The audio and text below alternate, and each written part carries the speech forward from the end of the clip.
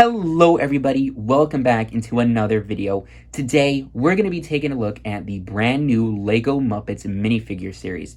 This is going to be the first video of 3, this one being a field guide. So basically what I'm going to be doing in this video is showing you how to identify all 12 of the characters just by simply feeling around in the bag, feeling out the contents so that you know which of the 12 characters you have. So this way you can buy a full set of 12 by feeling around in the bags and not getting any duplicates. So no wasted money. And although it's going to take a lot of time, I think that time is going to be, worth not having to spend that extra $30 or like $50, however much it may be. Because who knows, you might buy 30 packs or something, and even then you might not even get a full set. It's a complete gamble. You don't know what's in the bag unless you feel the contents and therefore know what you have. Now right here I have a full case of 36, and that's actually going to be the second video that I'm going to be doing for you guys, is unboxing all 36 of these bags. So actually, as we speak, I have not opened a single LEGO Muppet minifigure blind bag. As much as I would love to, I gotta film this video first. So if you happen to come across a box of 36 in stores, which is really unlikely, it really is, because it has to be brand new, it can't be touched. So if you put this bag in the front here to some other spot, immediately is touched, and this thing that I'm going to be showing you right now is not going to work. So what I have done is I have a list here. Now, like I said, I haven't opened any of these, but just by feeling them, I've identified if you come across a brand new box, or if you buy a brand new box online like I did, this is how the figures are going to be assorted inside the box. As you can see, we have the left side and the right side, number 1 being the very first package.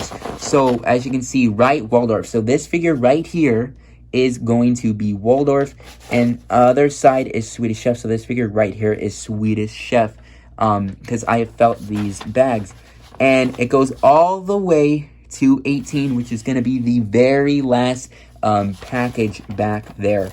So the way they are sorted is interesting. In the front here, we have our chefs and Waldorfs. As you can see, they're right there and right there.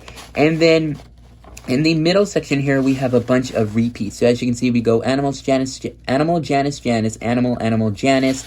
Over here, we got Beaker, Bunsen, Beaker, Bunsen, Beaker, Bunsen. And then we got Piggy, Fozzie, Piggy, Fozzie, Piggy, Fozzie. Over here, we go Gonzo, Kermit, Gonzo, Kermit, Kermit, Gonzo. And then at the end, like the beginning with Chef and Waldorf, we got on either side Statler and Rowlf, kind of just in a random order. So that's the way they're going to be in this box as we see it right now. I'm going to, based on this order, I'm going to take out the first 12 as they appear in here and go over each and every character, showing you how to know what character is in the particular bag that you are feeling. There's going to be timestamps on screen right now of where each character is going to be. I'm basically going to be going through the checklist. First figure being Rowlf. I'll put it on screen right now. Last figure being Janice. And of course, the timestamps aren't clickable when they appear on the screen, but if you go to the description of the video, I'll have a timestamp for each and every character. But of course, like I said, I'm going to be going through the list, the checklist in order of each character. So you can do it either way. If you want to go to a specific character, go to the description, click on the timestamp, and it'll take you directly to that character. But without a further ado, we're going to be going through all 12 figures, and I'm going to be helping you identify which one you have. So without a further ado, let's get started. Here we have our first one, and this one, as you can see back here, is going to be Rowlf, our very first character. He'll be on screen somewhere here, so you can actually compare to the actual figure, because like I said, I haven't opened any of these, and I won't be in this video, just going to be describing, just so you can kind of have a reference of what I'm talking about. I will have a picture as he appears on the checklist, and like I said, right over here are the rest of the figures. I actually have them stacked from next in checklist all the way down to the bottom. Let me just actually move these real quick back over there. So let's go ahead and start off with our first character that appears on the checklist, and that is, like I said, Rowlf. So the way you want to feel these is just, you want to identify as much as you can within. Actually, I'm going to take this off because it's going to make it a little bit easier to feel around in this. So for Rowlf, first of all, I should mention the headpieces are a little bit confusing sometimes because, as you can see here on the front of this packaging, every single one of these characters has a new head mold. Now, sometimes some of them are useful because although they all have new head molds, as you can see, there are lots of different shapes and sizes. Most of them are kind of rounds, but sometimes it's very easy to identify. But I come over here, okay, I have found the headpiece right here, Rowlf's headpiece. Now, something to easy identify him is it feels round. I can feel the spherical shape of his head. On both sides of the head, I can feel these little flaps, which are also kind of rigid because he's a furry character, and so that's to represent the fur. I can feel him hanging down. It's going to be really hard for you guys to really understand what I'm doing here because you can't actually feel what I'm feeling. The best I can do is try to show you through the actual packaging, but even that is hard. You can sort of start to see the shaping there of his head, but I can feel the flaps there of his head. And then, so, I got that. Oh, a very easy thing to identify is going to be he comes with an actual headpiece. I just found it right now. It's nice and round. It's just a generic Lego minifigure head. It's very, very round, nice and smooth. And he's not the only one to actually come with a minifigure head. Of course, the minifigure head is not for the actual character, but the Swedish Chef right here also comes with a tomato, which uses a normal minifigure head as well. He does come with a music sheet, which is the, I can find it here, I actually can't find it. He comes with a music sheet. Oh, right here, that's another part of the Beethoven, the actual, like, bass is this, kind of arc piece. You can kind of make out the, shaping of it right there. It's like a brick with these little, edges sticking out here. It's a little arc. It's curved. You can feel the curvedness in it, and there's a stud on top there as well. That's the actual, like, base of the bust. Like I said, somewhere on screen here will be the actual picture of the figures so you can understand what I'm trying to explain here. He also comes with the front cover of the book piece, all bunched up together. Oh, I think I found it. Yeah, I found it right now. It's nice and flat. It's even flatter than a tile, like a flat tile. It's much more thinner. Okay, I got it right here at the bottom. You can see it right there. That is a rectangle right there. And at the end, you can feel like a little cylinder at the end where it's not as smooth anymore. It's going to be hard to show you. But that is where it actually connects to the rest of the book, which isn't part of this. But yeah, I know for a fact now that this is Rowlf. But anyways, I'm going to go ahead and put this label back on. And there you go. There is how to identify Rowlf. The biggest things I would say would be the minifigure head. But of course, that also comes with Swedish Chef. So you're going to, after the head, I'd say either the book piece, because that's nice and flat. But keep in mind, it's, actually, that specific piece comes with Statler's laptop, so you want to be careful with that too. Basically, my best advice is try to feel every single accessory because there are pieces that are repeated. There are some pieces that are only with one character, for example, the hair piece in this, but that's kind of hard to identify. The head is going to be this oval watermelon shape, and then you're going to feel those two flaps of the ears hanging down. It just really, my biggest recommendation is to feel as much as you can to, like, pretty much 100% identify what character you have. So there you go. There's how you feel out Rowlf. This is going to be Bunsen here. As you can see, I'll go ahead and take this off so I can feel around in this. Okay, biggest thing for me, easiest thing to feel out right here at the bottom is his headpiece. it's very smooth and it's round. At one particular part right here, I can feel it, are his glasses. You can feel them coming off of his face. I mean, for me personally, right now, I already know this is a Bunsen. Of course, I have felt this multiple times. I know it's Bunsen, but the only other thing, and I found it right here, to identify with Bunsen is going to be his beaker or flask or, you know, whatever you want to call it. It's like a cone shape. I can try to make it out here. Of course, like I said, again, this is on screen for you to kind of see. But you can see that cone shape in there, right there. And then it comes down to the end. You can really feel the actual piece. And that's really all that there is to identify with Bunsen here. I can feel that flask. I can feel the actual, like, bottle. And then it comes up thin.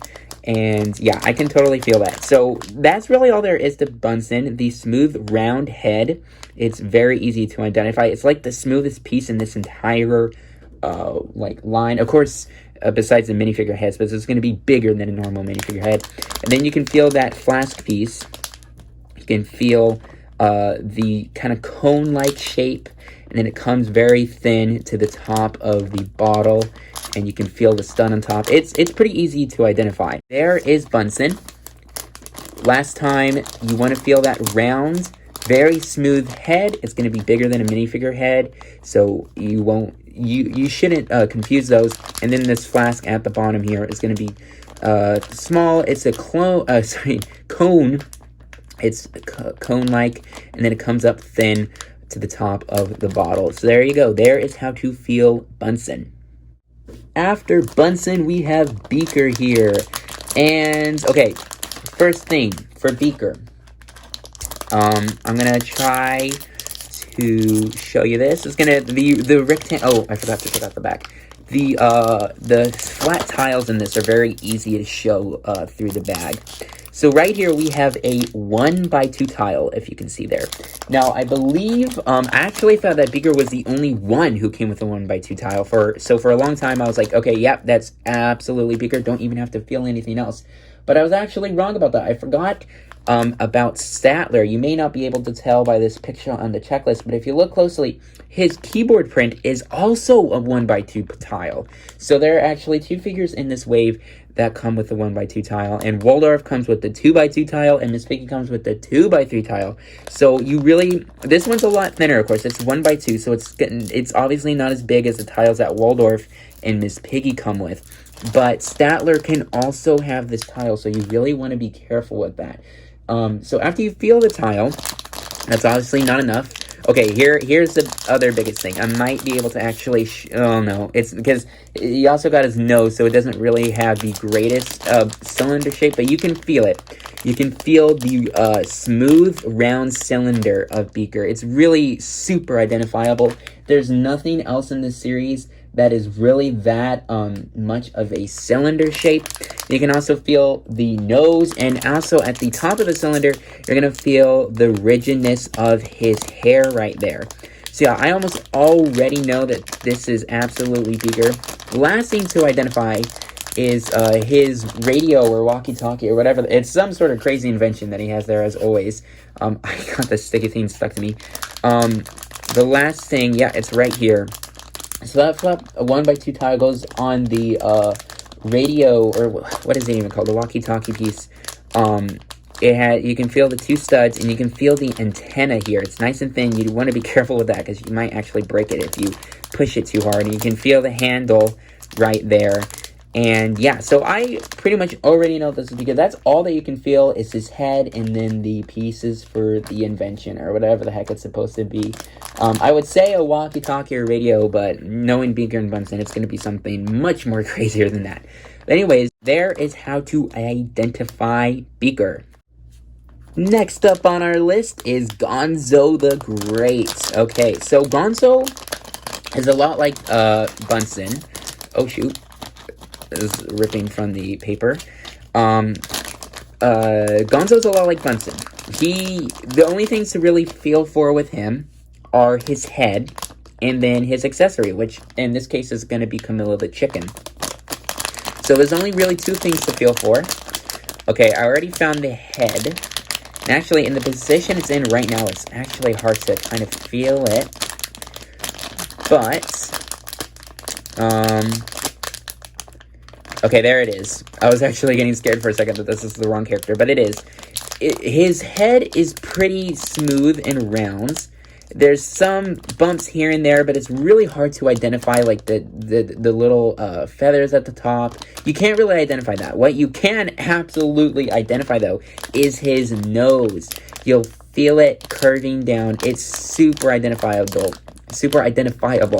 because you just got this pretty round head, and then all of a sudden, there's this curved piece or part of the head, and it's just super identifiable. It's kind of cylinder-like. It's kind of, I don't know, it's not really a specific shape.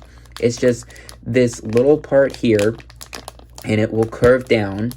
You can feel it, absolutely. That is Gonzo's nose. You're also gonna want to feel for Camilla, the chicken. She's just a normal chicken piece. It's not anything new. It's a normal chicken piece.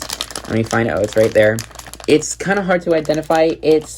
You'll feel, right here, I can feel the beak. At the bottom, oh, it's right here, is going to be the stud. You can feel it right there at the bottom. And then over here, you're going to feel the feathers of the tail.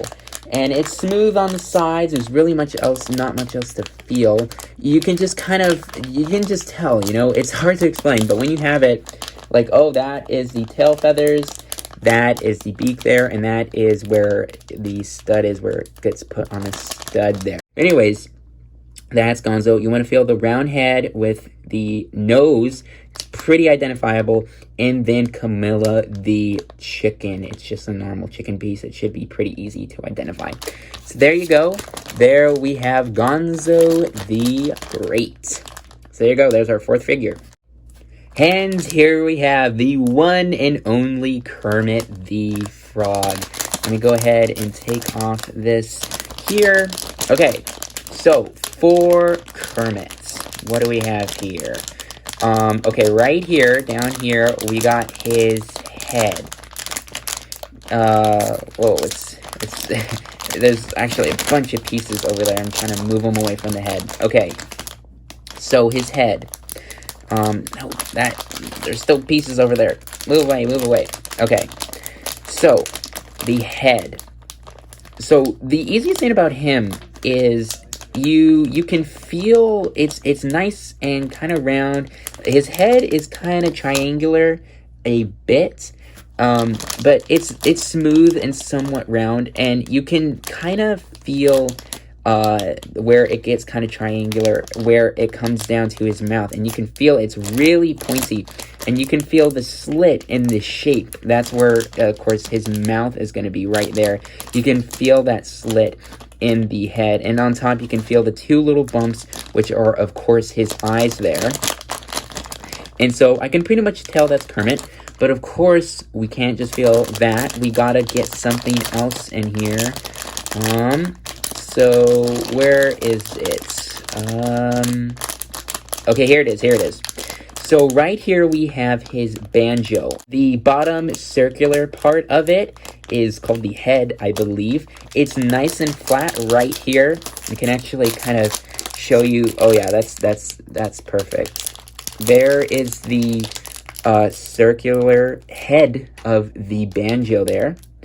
And right over here is, I think it's called the neck. It's just this nice, thin pole. And then at the head, I can't remember what this piece is called. It's something specific. But it's where the tuners are at. And also at the other side of the circular head of the banjo, you can feel a peg, which is where Kermit can hold it. So it'll be flat on this side, and then over here is the peg where he can actually hold it from. So I'm, at this point, like 99% sure that this is Kermit the Frog. Oh, here it is. Okay, I found it. He comes with this curved macaroni flat tile. It's going to be a little hard. Oh, perfect. That, like, perfectly shows the shaping right there. Let me go ahead and focus on that. that is his flat 1x2 macaroni piece, or whatever it's called. Okay, it's right here. It fell all the way down to the bottom. That is his rainbow tile piece right there. You can feel it. It's nice and flat. It's curved. That's very, very easy to identify. So there you go. There is Kermit the Frog. All three of those pieces. His head, you can feel the slit where his mouth is. It's very pointy at the ends. His rainbow piece, that's going to be easy to identify. And his banjo, you can feel the stem. It's thin, and then it comes down to the circular ends of the banjo there. And so there you go. There's how you feel Kermit the Frog. And here we have our sixth figure. This is going to be, as you can see, Miss Piggy. So for Miss Piggy, actually feeling it, whoa, that was kind of stuck there. Feeling this bag, whoa, yeah, absolutely. There's this huge piece in here. Her headpiece is actually pretty big. It really is, because you got her actual head, her ears, and then her hair. That's something about it. You can feel right here, I can feel the snout. It's somewhat cylinder-like, like Beaker, but it's absolutely nowhere the same length. It's just like this here, as you can see on the checklist and on the packaging right there. It's just that piece right there. And then at the top, yep, I can feel her two ears right there. Right there. And then another thing is that where the hair extends to the on her back, and of course where her head isn't anymore, you can just feel the head kind of stop, and then there's a huge indent here, and you can feel the rigidness of her hair there. And on the inside, it's of course flat and not rigid because it needs to go nicely onto the torso.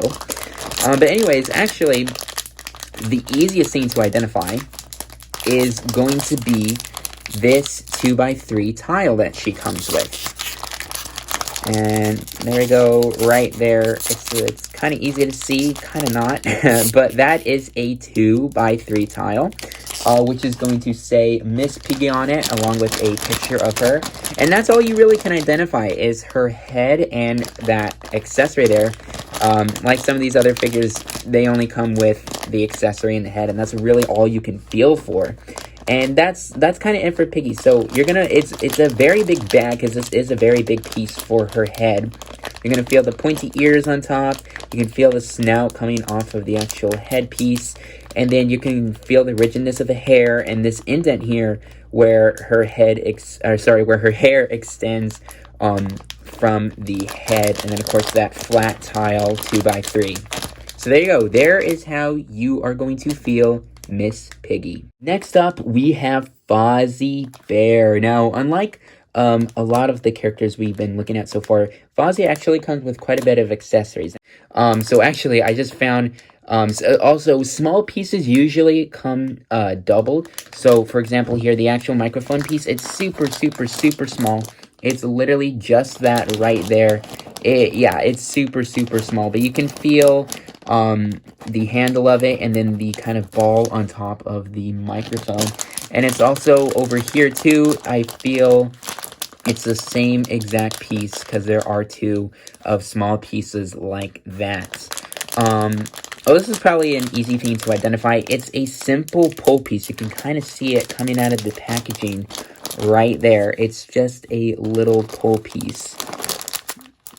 It's kind of hard to see it. Actually, let's move it kind of like right there. But yeah, it's just a, I don't even know the actual dimensions of it, but it's nice and thin. It's cylinder-like, of course not as big as Beaker, but you can see it. It's nice and thin. It's the actual part of the stand for his microphone. And then, okay, here is his head. Oh, actually right here, what is this? Oh, this is going to be the connector piece that holds onto the microphone and also plugs into the pole piece. So there's that. And then this is the actual head. Now for Fozzie, right here, I'm feeling the two ears. You can feel they're kind of round, but also kind of pointy because they're rigid, because they're supposed to be furry. Then on the very top, yeah, there it is right there. I can feel the flatness of his hat. Oh, it's actually down here. Oops. It's nice and smooth because it is the flatness of his hat there. I can feel that.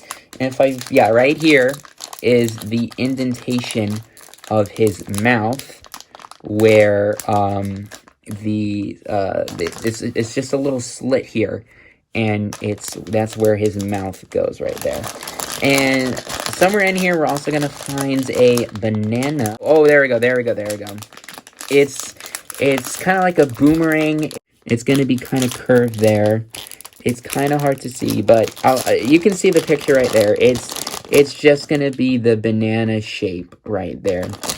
So there you go. Easiest things to identify. The pole piece is pretty identifiable. Don't confuse it with like Kermit's banjo or anything. The head is kind of easy to identify. The microphone is probably going to be pretty easy. It's probably like the actual like smallest piece in this entire thing. The banana is pretty easy to feel for. Like I said in the beginning, just feeling all the different components is really what's going to help you here. Just feeling one piece and being like, yeah, I think it's this one, is really not going to help you all that much because it's very easy to confuse it with other things. You want to feel everything in the bag. So anyways, there we have Fozzie Bear. Now, our 8th minifigure is going to be Animal, as you can see there. Let me go ahead and take this off. Now, for Animal, if I shake this up, you'll hear his comes with a lot of little pieces, and that's because you have to build his drums, and that actually comes with quite a few pieces. Some of these other packs are going to make a similar noise, but you can really hear all the little smaller parts. This is going to be Waldorf right here. If you shake this one, you can hear just the pure amount of small parts. Now, I'm not saying that's the only thing you want to identify with this, but it definitely is a first, like, pointer. Right here was actually something I never felt when looking for this figure, but it's actually kind of helpful. You can actually kind of start to see it right here in the packaging. But it's this round cylinder brick. It's got 4 studs on top. This is actually going to be the main part of the drum right there. You can feel that. So we have that, and then what's this down here? This is going to be his actual head. Now you can see him right here, and of course how he appears on the checklist on the side of the screen. But his head is a watermelon-like shape. It's oval. It's round, but it's also really rigid because if you look to really show his fur, it's really rigid in there.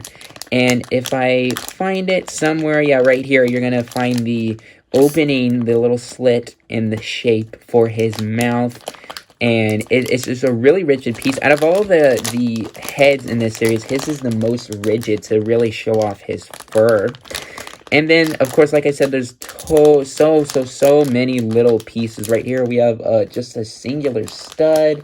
Right here, one of those connector pieces. Actually, I don't know which one in specific this is. I think this is actually, I don't even know what it's called, but it's one of those little cylinder connector things. There's, like I said, just so many little pieces. Yeah, studs, all these little itty-bitty pieces. He actually is going to come with a set of Harry Potter wands.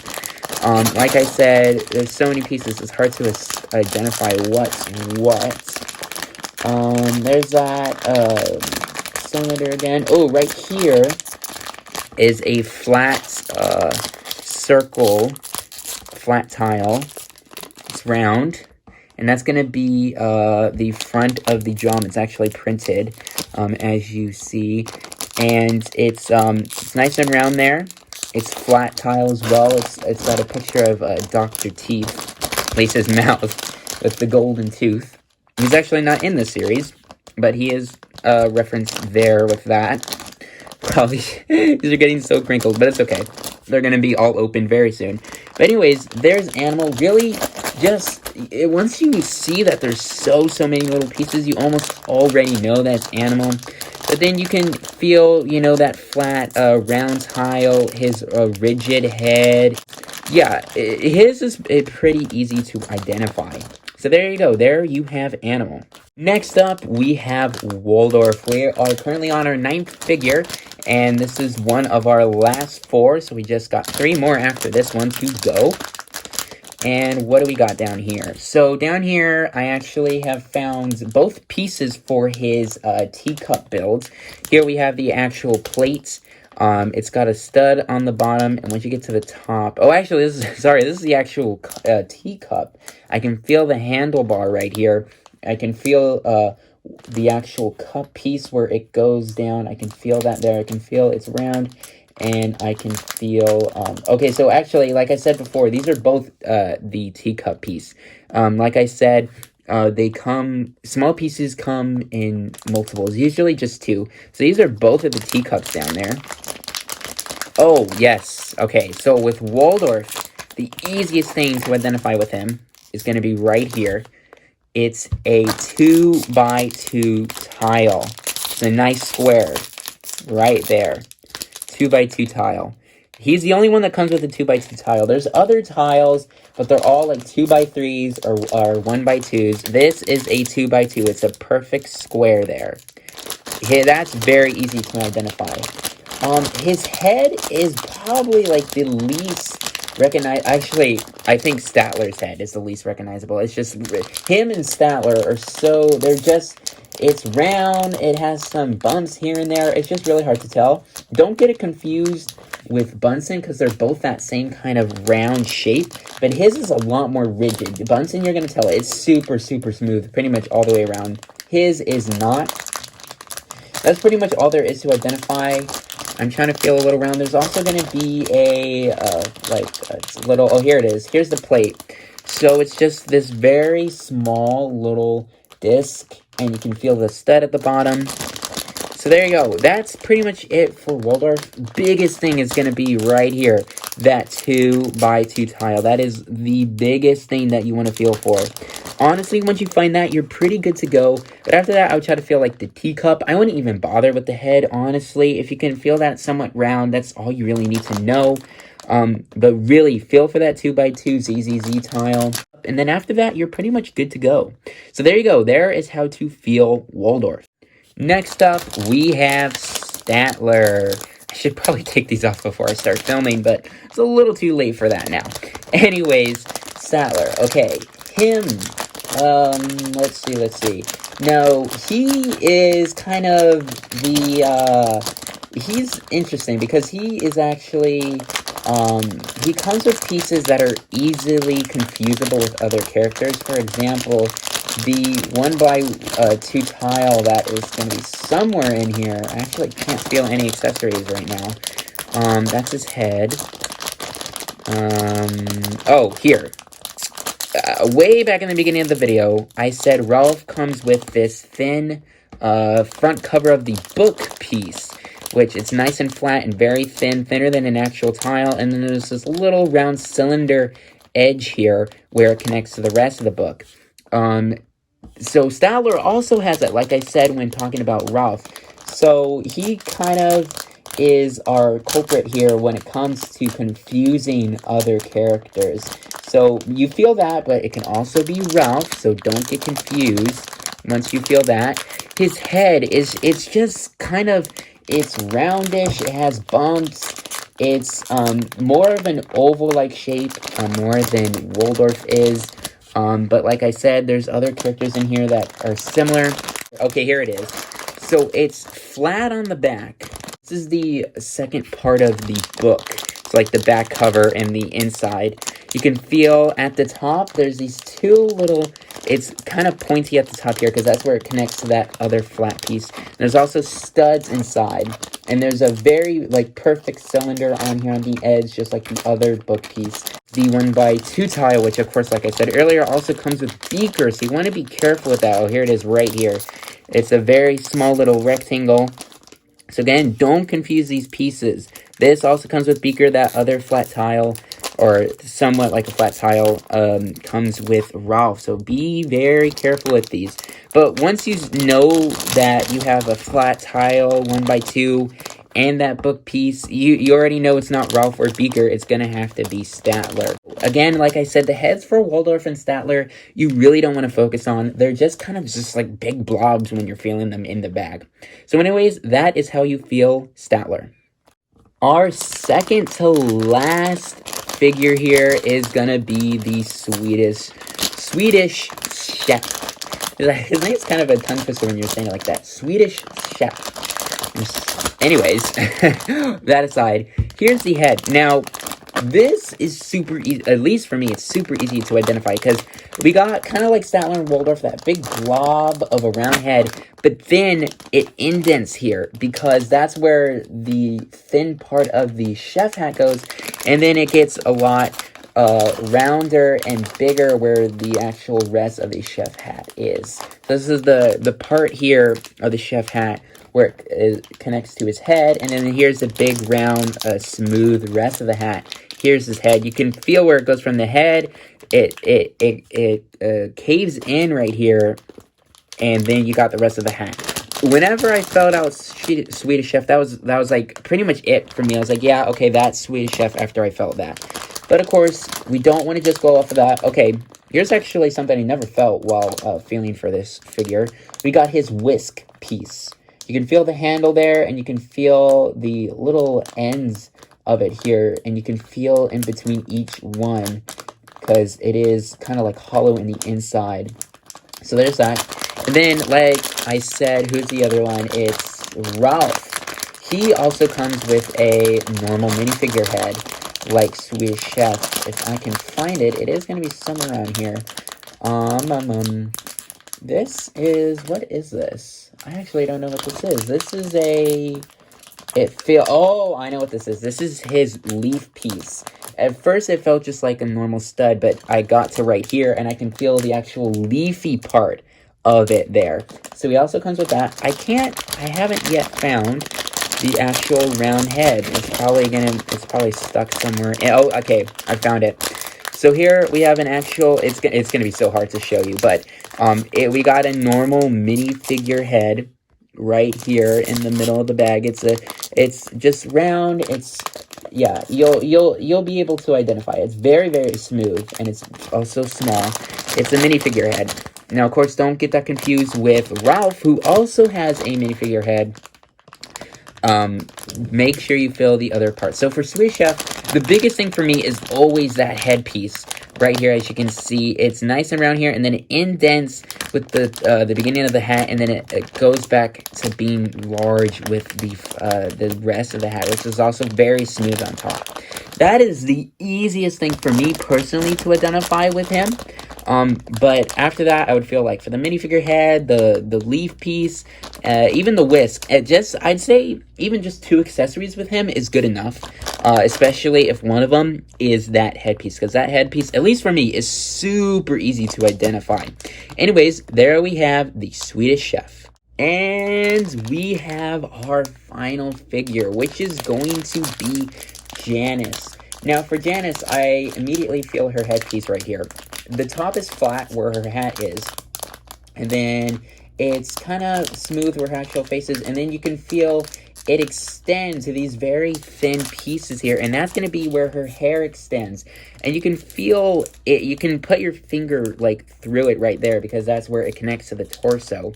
And there's a slit right here where each of the ends of the hair in the front right there, it's very easily recognizable. You can feel the strands of hair. Totally see that. The only other, oh, I forgot to take off that. The only other thing that you can really feel for besides the head is gonna be, does it say right here? Yeah, the guitar that she comes with. You can feel the long, thin piece here of the guitar leaning up to the tuners at the end here. Feel it. And so there's that. And also there's a peg like Kermit's banjo here.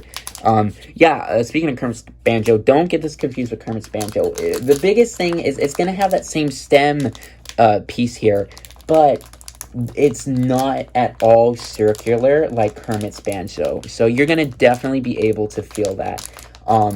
It's not even, you can't really tell what shape it is just by feeling it, but you will be able to feel this peg here. So that's it for Janice. Her hair, feeling where it extends from the head, feeling that slits in there where it's going to cover the torso, that's super easy to identify. And then the guitar piece right here, the stem and the top and bottom, the peg, that is all super easy to identify as well. So there you go. There you have Janice. So there you guys have it. That is how you can feel out all 12 of these characters here. I hope you guys enjoyed this video. This really is a nice skill to have, to be able to fill out these minifigure blind bags, because it's a random figure. You don't know what you're getting unless you're able to feel it and identify which character you have. Without that, you're just going to be buying random packs. You're going to be wasting money.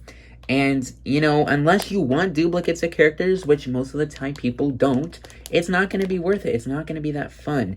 And honestly, I think this is way fun. Feeling out the characters, although it takes so much time and it really does make your hands sore, sometimes I feel okay right now. But once you get used to it, it's so helpful. It really is helpful. If you find these in stores and you have the time, but you'd rather not, spend all the money of just buying random packs, this is so much fun. And really, it is such a relieving and satisfying moment when you feel out all 12, come home, open them up, and you have a full, complete set. No wasted money because you were able to identify each of the characters. I really do hope that this video helped you guys. If you followed these steps in this video, I do think it really is going to help out a lot. Like I said in the beginning, just make sure you identify as much as you can, all the contents as you can inside, because that's really the key. But anyways, guys, I hope you guys enjoyed this video. I hope this was very helpful, especially if you're someone who has or will end up finding these in stores. And that's it, guys. It's very soon. I'm not too sure when after this video is uploaded, but I will have an unboxing of all 36. This is just 12 of them. There's 24 more, actually. There's 24 more right there. I'm going to put these back in the box as well. And so, yeah, guys, happy hunting. I really hope this video helped. Please let me know if it did. If there's, any suggestions on how to make these types of field guides better, I would really appreciate it. But anyways, guys, happy hunting. I will see you in the next one, which should be the unboxing of all 36 of these minifigures. I can't wait. Literally, at this point, I haven't opened a single one. But I'm going to do that right after I finish filming this video. So I'll see you guys in the next one. See ya!